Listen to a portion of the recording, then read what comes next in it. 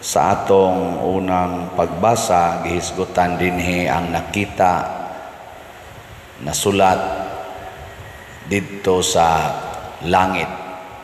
Dunay anghel nga nagdaag mga katalagman niya, misulti dayon ang Ginoo nga pasulatan ni Juan ang simbahan sa Efeso. Gidayeg sa Ginoo kay mahadlokon siya sa Ginoo, nagbuhat siya sa matarong, kontra niya ang dautan, taas siya pailob, naganto siya sa mga katalagman. So buutan gid ning taga Efeso.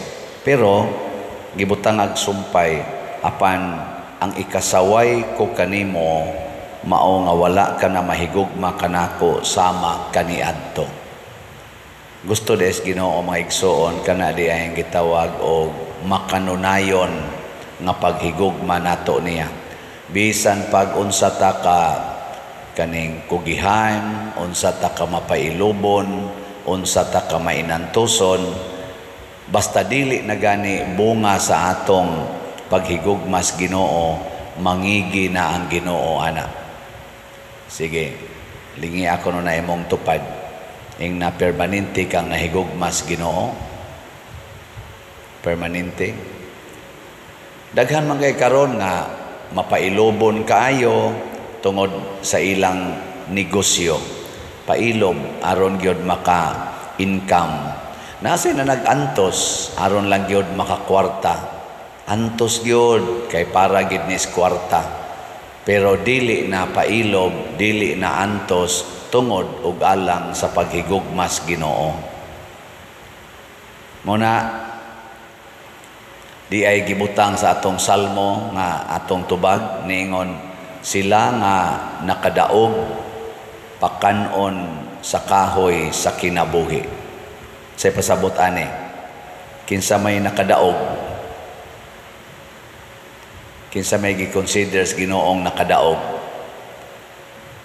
kanabitang mudaog, kasagaran moabot gina siya sa finish line, di ba? Finish line ba? Ang mag nakadaog ka, napakastunga-tunga, or moabot gina sa katapusan nga gutlo sa duwa sa magbasketball, kinahanglan mahurot gina nimo duwa ang tibuok oras nya ikaw maoy taas og score. Mao nay ni daog. Sa Ginoo ang mudaog nga pakanon dayon sa bunga sa kahoy sa kinabuhi, pasabot bunga dito sa langit, kay ang tinuod nga bunga sa kahoy sa kinabuhi mao man si Hesus, ang gilansang sa kahoy. Ang mukaon tipo niya, iningon mas Hesus, kini mao kong lawas, kadto rang nakadaog. O kinsa maning nakadaog, kanang dili gyud mag-usab-usab ang iyang paghigugmas Ginoo. Bisan pag magkatuad-tuali ang kalibutan. Sama ni ining buta, kaning buta nga nagpakilimos.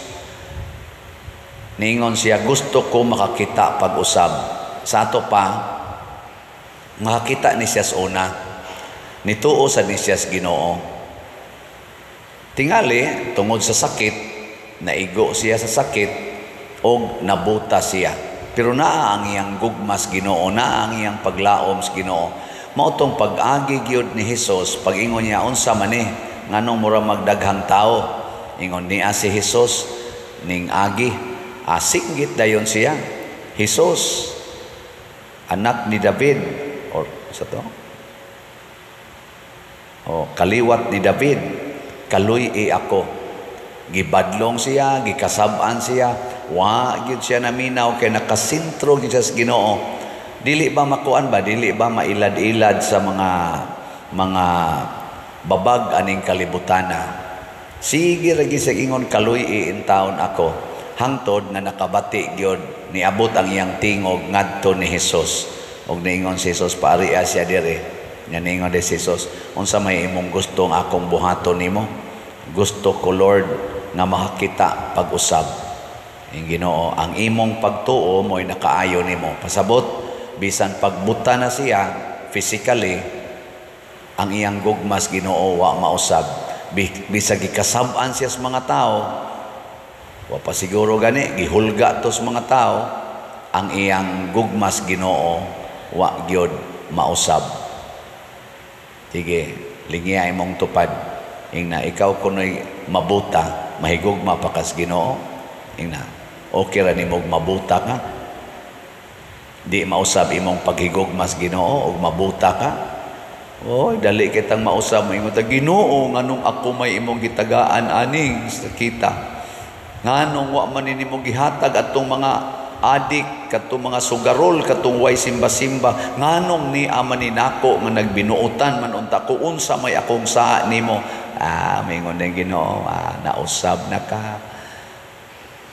Permanente yun ang atong gugmas Ginoo. Muna ako dinhi, jutay halin, dakog halin sa slat. Permanente yung akong gugmas Ginoo niya kay nituo magyud ko ang Ginoo mo'y nagtudlo nako nga baligyag slat, jutay halin, daghag halin, baligya yun.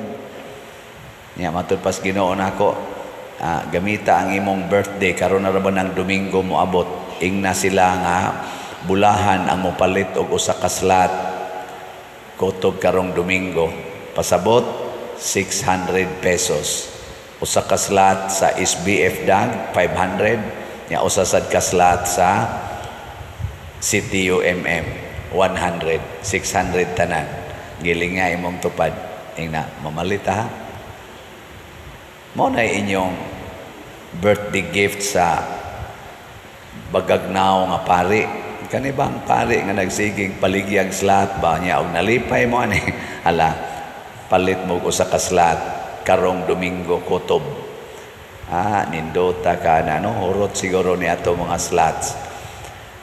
Og ang pinakadako nga hagit karong panahona kana gyung pagpuyo sa kamatuoran kay ang timaan man god nga kita kanini ang kita ba tinuod tang nahigugmas Ginoo mopuyo kita sa kamatuoran.